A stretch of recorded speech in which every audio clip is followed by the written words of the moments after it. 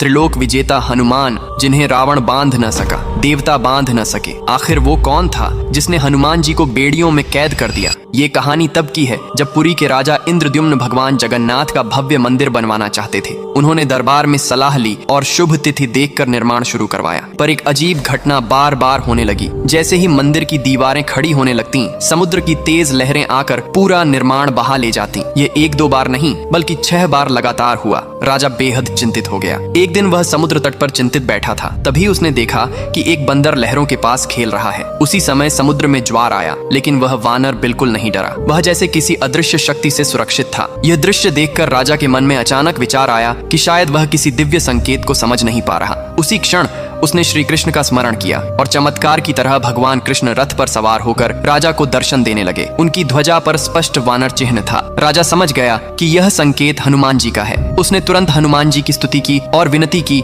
कि वे मंदिर निर्माण की रक्षा करें। राजा की भक्ति से प्रसन्न होकर हनुमान जी प्रकट हुए और बोले, तुम्हारी भक्ति सच्ची है राजा। आज से यह क्षेत्र सिद्ध क्षेत्र कहलाएगा। मैं स्वयं यहाँ रहकर पुरी और मंदिर की रक्षा करूंगा। इसके बाद हनुमान जी समुद्र तट की ओर मुख करके बैठ गए और समुद्र की लहरें फिर कभी आगे बढ़ने का साहस नहीं कर पाईं। लेकिन एक दिन हनुमान जी बिना अनुमति के अयोध्या चले गए। कहते हैं केवल लड्डू खाने की इच्छा से। जैसे ही वे गए, समुद्र उफन पड़ा, लहरें शहर में घुस गईं और मंदिर परिसर तक नुकसान होने लगा। जब हनुमान जी लौट कर आए, उन्होंने देखा कि उनकी अनुपस्थिति में कितना विनाश हो गया था। भगवान जगन्नाथ नाराज हुए और उन्हें लोहे की बेड़ियों में बांध दिया ताकि वे अब कभी अपनी रक्षा ड्यूटी छोड़कर न जाएं। हनुमान जी ने इसे दंड नहीं बल्कि सेवा का अवसर माना और वहीं ध्यान मग्न होकर पुरी की रक्षा में बैठ गए। तब से उन्हें बेड़ी हनुमान के नाम से पूजा जाता है और वही स्थान आज का प्रसिद्ध बेड़ी हनुमान मंदिर है, जहां माना जाता है कि हनुमान जी आज भी पुरी को समुद्र के क्रोध से बचा रहे हैं। जय जगन्नाथ।